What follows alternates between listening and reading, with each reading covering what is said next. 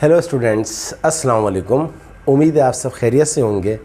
Students, मैंने आपसे promise किया था कि मैं आपको अपना मैथ फर्स्ट ईयर मैथमेटिक्स का गेस्ट पेपर ज़रूर दूंगा। तो आज मैं उस वादे को कंप्लीट करने के लिए जा रहा हूं।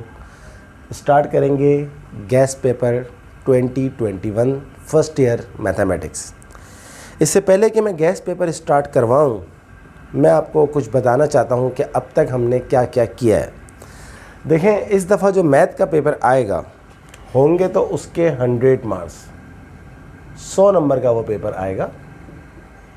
आप सारे बच्चों को ऑलरेडी पता है, लेकिन जो इसमें इम्पॉर्टेंट चीज़ है वो ये है कि 50 नंबर के 50 मार्क्स के हमारे पास MCQs होंगे। यानी कि हमारे पास 50 नंबर के MCQs होंगे। 25 MCQs, एक MCQ 2 नंबर का होगा। यानी कि आपके 100 में से 50 मार्क्स तो MCQs में चले जाएंगे। तो अब आप अंदाज़ा लगा लीजिए कि MCQs कितने इम्पॉर्टेंट हैं। तो हाउ टू प्रिपेयर MCQs, उसके लिए मैंने आपको बताया था, आज फिर बता रहा हूँ। MCQs के लिए जो पहली चीज़ है, MCQs के लिए जो पहली चीज़ है वो है आपके 10 ईयर्स। बहुत ही इम्पॉर्टेंट। 10 ईयर्स का मतलब है 2019 से लेकर 2010 तक के वो सारे MCQs आपने करने होंगे जो कि आपके रिड्यूस सिलेबस में शामिल हैं। एंड अल्हम्दुलिल्लाह मैंने ये सारे MCQs ऑलरेडी अपलोड कर दिए हैं। अपलोड करे हुए भी काफ़ी टाइम हो गया है। तो आपको चाहिए मेरी प्लेलिस्ट में जाके 2019 से मैंने शुरू किए हैं 2010 तक जितने भी MCQs हैं वो सारे MCQs आप कर लीजिए। आपको उन MCQs में जो मैंने अपलोड किए हैं उसमें ये चेक करने की ज़रूरत नहीं पड़ेगी कि यार ये हमारे सिलेबस में हैं या नहीं।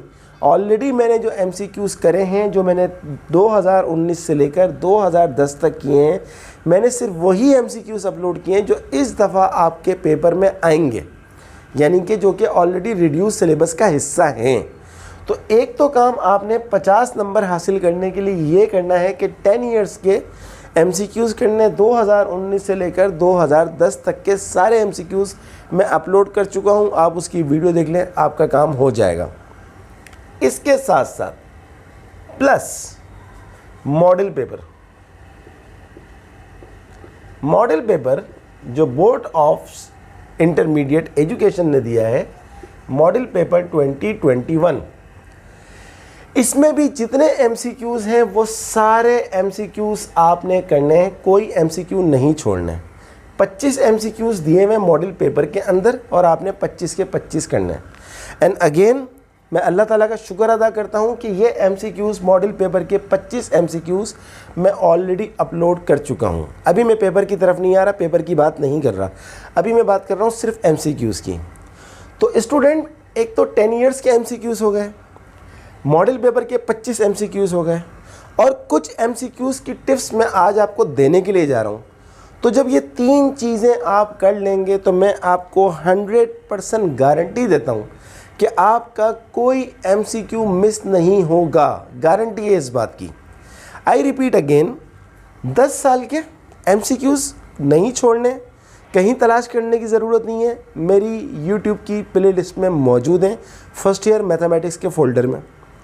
मॉडल पेपर 2021 ऑलरेडी पूरा का पूरा पेपर सॉल्व कर चुका हूँ, अपलोड कर चुका हूँ, वो कर लें।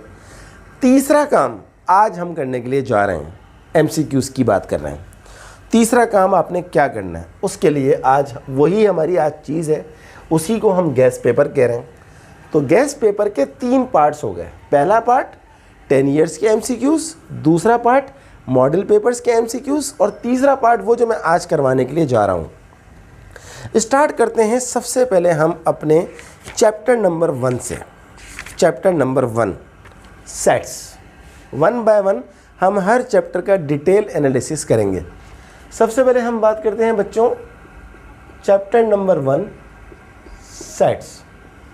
इस चैप्टर में कुछ भी रिड्यूस नहीं है, यानी कि पूरा का पूरा चैप्टर इसमें आ रहा है इस दफ़ा एग्ज़ाम के अंदर, और ये चैप्टर MCQ वाइज बहुत इम्पॉर्टेंट है। तो इसमें मैं कुछ चीज़ें आपको बता रहा हूँ, वो आपने याद रखनी है बहुत अच्छी तरह से। देखिए, सबसे पहली चीज़ जो मैं इसमें आपको बताऊँगा वो है सबसेट। जल्दी जल्दी बताऊँगा क्योंकि डिटेल में अगर आप देखना चाहें तो मेरे लेक्चर्स में सब कुछ मौजूद है। सबसेट क्या होता है कि अगर एक सेट आपके पास है 1 2 3 4 फॉर एग्जांपल, और एक सेट आपके पास है B 1 2 3 4 5 6, तो ऐसी सूरत में A जो है वो B का सबसेट है। ये है सबसेट का सिंबल, ये करते हैं और एक नीचे लाइन लगा देते हैं। क्यों है सबसेट? क्योंकि अगर किसी सेट के सारे एलिमेंट दूसरे सेट में मौजूद हों तो उस सेट को दूसरे सेट का सबसेट कहा जाता है। तो ये सबसेट की डेफिनेशन आपको पता होनी चाहिए। इसके साथ साथ प्रॉपर सबसेट की डेफिनेशन भी आपको पता होनी चाहिए। प्रॉपर सबसेट की सिंबल होती है ये। प्रॉपर सबसेट क्या होता है कि अगर किसी सेट के सारे एलिमेंट दूसरे सेट में मौजूद हों लेकिन दूसरे सेट के सारे एलिमेंट पहले सेट में मौजूद ना हो, तो ऐसी सूरत में हम कहेंगे पहला सेट दूसरे सेट का सबसेट तो है, लेकिन पहला सेट दूसरे सेट का प्रॉपर सबसेट भी है। I hope you understand. तो जनाब, ये थी प्रॉपर सबसेट की और सबसेट की डेफिनेशन। ये MCQ वाइज बहुत इंपॉर्टेंट है। इसके साथ साथ अगर एक सेट है A, उसमें है 4 एलिमेंट 1 2 3 4, दूसरा सेट है B, उसमें भी 1 2 3 4, ये इसमें भी 4 एलिमेंट है, तो अब A B का सबसेट तो है क्योंकि A के सारे B में मौजूद हैं, लेकिन B भी A का सबसेट है क्योंकि B के भी सारे A में मौजूद हैं। तो ऐसी सूरत में हम इसको बोलते हैं कि ये इम्प्रॉपर सबसेट है। क्या है ये? Improper subset. और इसका सिंबल होता है कि आप प्रॉपर सबसेट को उल्टा कर दें तो ये बन जाएगा इम्प्रॉपर सबसेट। यानी कि इसको आप क्या पढ़ेंगे? A is a subset of B, इसको आप पढ़ेंगे A is a proper subset of B, और इसको आप पढ़ेंगे A is improper subset of B। I hope you understand. तो एक तो आपको ये वाली बात याद रखनी है। दूसरी चीज़ जो आपको याद रखनी है, बहुत इंपॉर्टेंट है, कि अगर आपके पास एक सेट है A, ये मैं ले लेता हूँ 1 2 3 4, और आपसे पूछा जाए what is how many numbers, how many sets of how many power sets of this set, तो आप कैसे बताएंगे? बहुत आसान होता है।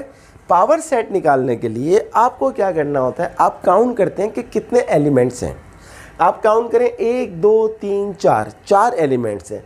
तो पावर सेट निकालने का फॉर्मूला होता है 2 की power k, where k is the number of elements. यहाँ पर हमारे पास नंबर ऑफ एलिमेंट्स कितने हैं? 4। तो 2 की पावर 4, 2 की पावर 4 क्या होती है? 16।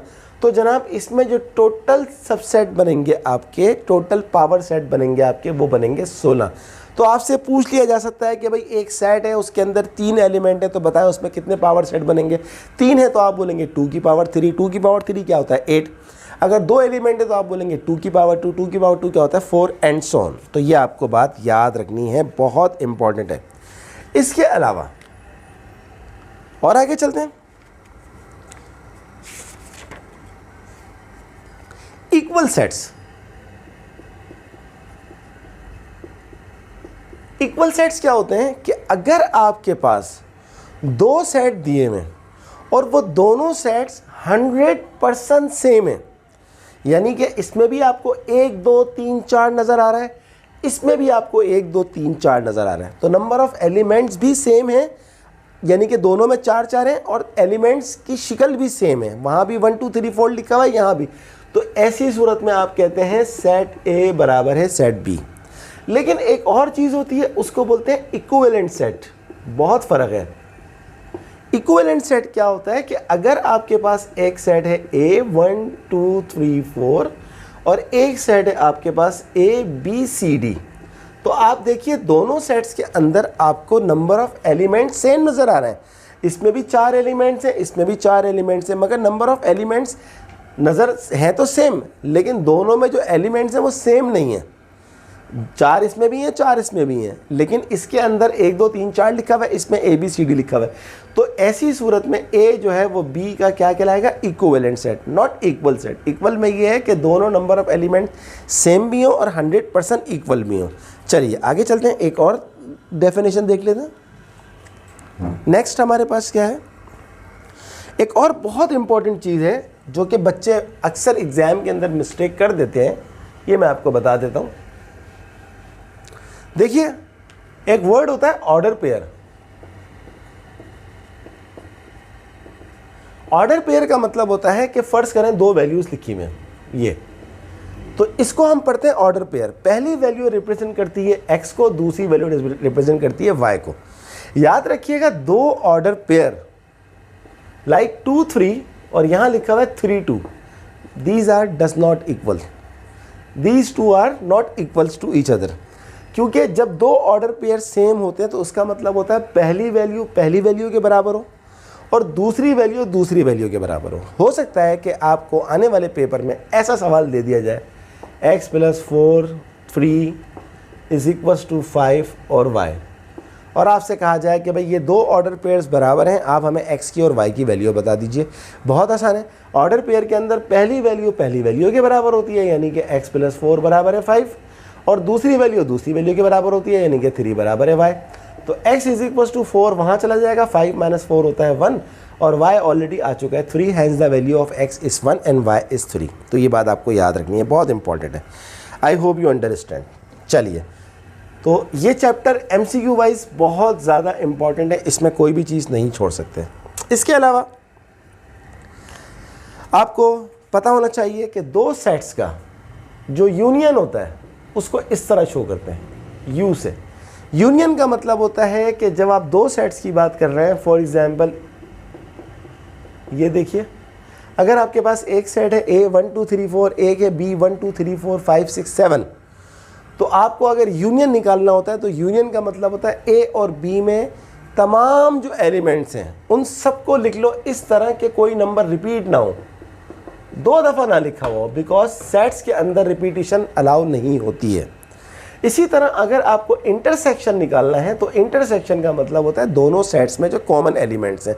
इस केस के अंदर कॉमन एलिमेंट्स क्या नज़र आ रहे हैं आपको, 1 2 3 4, दैट्स इट। ये बात आपको बहुत अच्छी तरह से पता होनी चाहिए। आगे चलते हैं, एक और बहुत ही इंपॉर्टेंट चीज़ है, बहुत इंपॉर्टेंट, डिसजॉइंट सेट्स। ये आपसे पूछा जा सकता है। तो डिसजॉइंट सेट्स क्या होते हैं कि अगर आप 2 सेट्स का इंटरसेक्शन निकाल रहे हैं, इंटरसेक्शन का मतलब क्या होता है, दोनों में जो कॉमन हो। अगर दोनों में कुछ कॉमन ही नहीं है, यानी कि वो उसके उन दोनों के अंदर आपको कोई एलिमेंट सेम नज़र नहीं आ रहा, तो हम बोलेंगे नल सेट। ये सिंबल है नल सेट का, नल सेट बोलें या एम्प्टी सेट बोलें, बात एक ही है। तो जब दोनों सेट्स के अंदर आपको कुछ कॉमन नज़र नहीं आ रहा तो नल सेट होगा। ऐसे दोनों सेट्स को हम क्या बोलते हैं, डिसजॉइंट सेट्स बोलते हैं। I hope you understand. सही है जनाब, आगे चलते हैं। अगर आपको दोनों सेट्स में कुछ कॉमन नज़र आ रहा है, कुछ भी कॉमन है, समथिंग कुछ भी कॉमन है, तो ऐसे सेट्स को जिसमें आपको कुछ कॉमन नज़र आ रहा है, जैसे ये हैं, आपको A और B में कुछ कॉमन नज़र आ रहा है 1 2 3 4, तो ऐसे सेट्स को बोलते हैं ओवरलैपिंग सेट्स। क्या बोलते हैं, ओवरलैपिंग सेट्स। ओवरलैप माने एक दूसरे के ऊपर चढ़ जाना। सही है जनाब, तो ये बातें आपको याद रखनी है। यूनियन भी हो गया, इंटरसेक्शन भी हो गया, डिसजॉइंट भी हो गया और ओवरलैपिंग भी हो गया। चलिए अब हम चलते हैं आगे, अपने गेस्ट पेपर को आगे बढ़ाते हैं। अगली चीज जो हमारे पास है वो है complement of a set. Complement of a set, complement क्या होता है, बहुत ही आसान है। जब भी आपसे कॉम्प्लीमेंट पूछा जाएगा आपको एक सेट लाजमी दिया जाएगा, उसको बोलते हैं यूनिवर्सल सेट। फॉर एग्जाम्पल आपको मैं देता हूं एक set 1 2 3 4 5 dash dash dash dash 10, ये, और एक सेट आपके पास A दिया हुआ है और एक B दिया हुआ है। और लाजमी सी बात है क्योंकि यूनिवर्सल सेट है तो इसका मतलब है A और B दोनों U के अंदर शामिल हैं। सही है। तो अगर आपसे पूछा जाए ए कॉम्प्लीमेंट, तो ए कॉम्प्लीमेंट का मतलब होगा all those elements which are not belongs to A, वो सारे के सारे एलिमेंट जो कि ए में शामिल नहीं है। तो 1 2 3 4 हटा दे तो क्या हो जाएगा 5 6 7 8 9 10। और अगर आपसे पूछा जाएगा कॉम्प्लीमेंट ऑफ बी, तो इसका मतलब है आप बी को सारे एलिमेंट्स को छोड़ दें तो क्या रह जाएगा 1 2 3 4 5 छोड़ देंगे तो रह जाएगा 6 7 8 9 10। Hope you understand. आगे चलते हैं। एक और बहुत ही इंपॉर्टेंट सेट है। फर्ज करें आपको दो सेट्स दिए हुए, एक ए है और एक बी है। अगर आप ए और बी का यूनियन निकालें और ए और बी का आप यूनियन निकालें और वो आ जाए आपके पास यूनिवर्सल सेट, देखें ये यूनियन है, ये यूनिवर्सल थोड़ा बड़ा वाला यू होता है। तो अगर दो सेट का यूनियन यूनिवर्सल सेट आ जाए तो ऐसे सेट्स को हम कहते हैं एग्जहॉस्टिव सेट्स। एग्जहॉस्टिव सेट्स, ये आपको याद रखना है कि A union B is always a universal set, then the sets are called exhaustive sets. Okay जनाब, ये बात आपकी समझ में आ गई होगी। और ऐसी सूरत में जब आपको ये जब ये कहलाएंगे ऐसी सूरत में जब ये आपको कहलाएंगे एग्जॉस्टिव सेट्स, तो ये सिर्फ वही सूरत होगी कि जब दोनों का यूनियन क्या आ जाए, यूनिवर्सल सेट आ जाए। चलिए आगे चलते हैं हम। अगली चीज़ है हमारे पास, बहुत छोटी सी चीज़ है, डिफरेंस ऑफ टू सेट्स। अगली चीज़ है हमारे पास difference of two sets. Difference of two sets क्या होता है, दोनों सेट्स को आप सब्ट्रैक्ट कर दें। लाइक एक सेट है आपके पास ए 1 2 3, एक सेट है आपके पास फॉर एग्जांपल 2 4 5 6, और मैं आपसे कहूं कि भाई ए में से बी को माइनस करो, तो ए में से बी को माइनस करने का मतलब है कि ए और बी में जो कॉमन है पहले उसे ख़त्म कर दें। ए और बी में आपको कुछ कॉमन नज़र आ रहा है, यस, 2 ख़त्म कर दें। अब जो बाकी ए में बचेगा वो आपका आंसर होगा। बी का नहीं लेंगे, बी को नहीं देखेंगे। ए माइनस बी का मतलब होगा कि ए में जो बाकी बचा है, बी में जो बचा है उसको छोड़ दीजिए। इसी तरह अगर सवाल में उल्टा कर दूं, बी माइनस ए कर दूं, तो इसका मतलब होगा जो बी में बाकी बचा है, अब जो आंसर होगा वो होगा 4 5 6 फॉर दिस कंडीशन ओनली। आगे चलते हैं। आई होप यू अंडरस्टैंड कि ये क्या क्या चीज़ें किस किस तरह हैं। इसके अलावा एक और चीज़ होती है कार्टेशियन प्रोडक्ट। ये सारी चीज़ें मैं बहुत डिटेल में अपने इस चैप्टर के लेक्चर में करवा चुका हूँ, बट अभी मैं आपको खाली ये बताना चाह रहा हूँ कि MCQs किस किस चीज़ के आ सकते हैं। जो मैं आपको बता रहा हूँ इंशाल्लाह इसके अलावा नहीं आएगा, मेरी गारंटी है आपको इंशाल्लाह। चैलेंज नहीं कर रहा, बट इंशाल्लाह मुझे पता है अल्लाह ने चाहा तो ऐसा ही होगा। आगे चलते हैं। Cartesian product. कार्टेशियन प्रोडक्ट क्या होता है कि अगर आपके पास एक सेट ए है और एक सेट बी है और आपसे वो कहता है भाई ए क्रॉस बी निकालो, तो ए क्रॉस बी का मतलब होगा आपको कितने ऑर्डर पेयर बनाने होंगे, इसमें कितने एलिमेंट है 1 2 3 4, 4 मल्टीप्लाई बाय इसमें कितने एलिमेंट है 1 2 3 4 5, 4 5 होता है 20 ऑर्डर पेयर बनेंगे। ये आपको पता होना चाहिए कि जब दो सेट्स का कार्टेशियन प्रोडक्ट निकालते हैं तो कितने ऑर्डर पेयर बनते हैं। एक छोटी सी प्रॉपर्टी और भी आपको याद रखनी है कि अगर आप एक सेट का डबल कॉम्प्लीमेंट निकालें, यानी कि कॉम्प्लीमेंट का कॉम्प्लीमेंट निकालें, तो आपको याद रखना चाहिए कि वो सेट ए रिपीट हो जाता है। सही है। डिटेल में देखना चाहते हैं तो मेरे लेक्चर्स में जाके देख सकते हैं। इसी तरह आपको ये पता होना चाहिए कि यूनिवर्सल सेट का जो कॉम्प्लीमेंट होता है वो होता है जनाब नल सेट। इसी तरह आपको ये पता होना चाहिए कि नल सेट का जो कॉम्प्लीमेंट होता है वो यूनिवर्सल सेट होता है। सही है। तो यहाँ पर जो यू है यूनियन नहीं है बल्कि यूनिवर्सल सेट है। सही है जनाब। और एक बात और याद रखिएगा कार्टेशियन प्रोडक्ट की कि ए क्रॉस बी कभी भी बी क्रॉस ए के बराबर नहीं होता। ये आपसे पूछ लिया जा सकता है कि भाई क्या ए क्रॉस बी क्रॉस सी के बी क्रॉस ए के बराबर होता है। जवाब है नहीं होता है। सही है जनाब। आगे चलते हैं। अब हम देखते हैं properties of union and intersection. What are the properties of union and intersection. पहली प्रॉपर्टी कहलाती है commutative property of union and intersection, यानी कि अगर आप ए यूनियन बी निकालें या बी यूनियन ए निकालें तो वो हमेशा बराबर होगा। इसी तरह आप ए इंटरसेक्शन बी निकालें या बी इंटरसेक्शन ए निकालें तो वो हमेशा बराबर होगा। इसको बोलते हैं commutative property of union over and intersection. सही है। एक बात आपने और भी याद रखनी है, identity with respect to union. देखिए यहाँ मैं हेडिंग डाल रहा हूँ, identity with respect to union. क्या मतलब है इसका? Identity with respect to union का मतलब है कि आप ए का यूनियन लें नल सेट के साथ या आप नल सेट का यूनियन लें ए के साथ, आंसर हमेशा ए आएगा। यह आपने याद रखना है, बहुत इंपॉर्टेंट है। इसी तरह identity with respect to intersection में आपको बताता हूँ क्या होती है।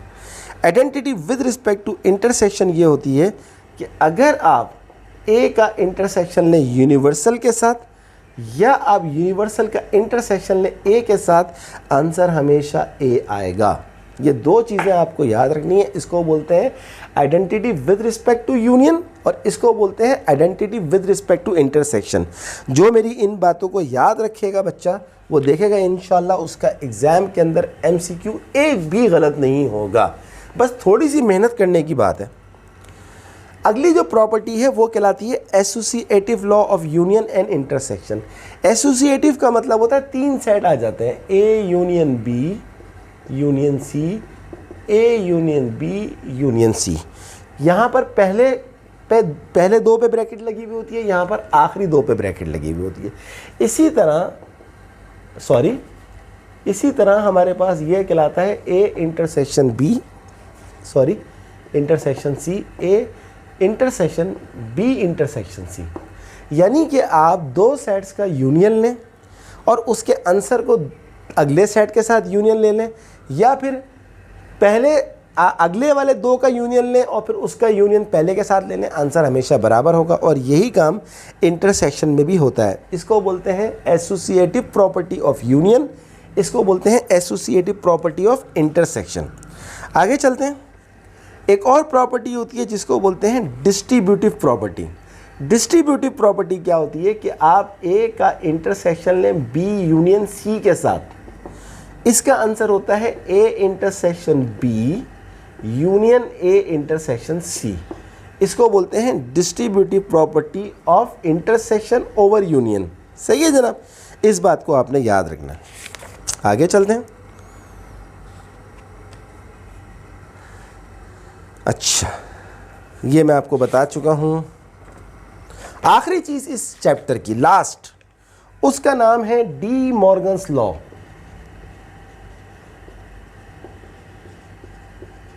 डी मॉर्गन्स लॉ क्या होता है? ये आपने मैट्रिक में भी पढ़ा है कि ए यूनियन बी का होल कॉम्प्लीमेंट बराबर होता है A complement intersection B complement के, और ए इंटरसेक्शन बी का होल कॉम्प्लीमेंट बराबर होता है A complement union B complement के। इन दोनों स्टेटमेंट को मिला के बोलते हैं डी मॉर्गन्स लॉ। तो बच्चों ये आपको याद रखनी है बातें। ये हमारा था पहला लेक्चर गैस पेपर का, जिसमें हमने सिर्फ चैप्टर नंबर 1 कवर किया है। अगले लेक्चर में हम इंशाल्लाह कुछ ज़्यादा चैप्टर्स को कवर करेंगे।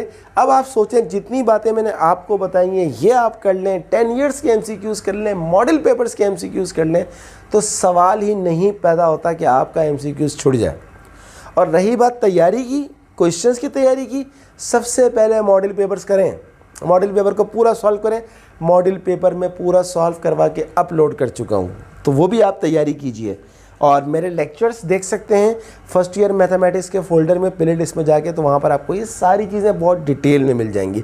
बट जो ये मैंने अभी आपको बताया, इसको आप नहीं छोड़िएगा, तो आप खुद देखेंगे कि सेट से रिलेटेड कोई चीज़ आई, नामुमकिन है कि आप उसको छोड़ दें। तो स्टूडेंट, अगली क्लास में इंशाल्लाह हम मज़ीद चैप्टर करेंगे। तब तक के लिए आप सारे बच्चों से रिक्वेस्ट है कि काइंडली अगर अभी तक आपने मेरे चैनल को सब्सक्राइब नहीं किया तो उसे ज़रूर सब्सक्राइब कीजिए।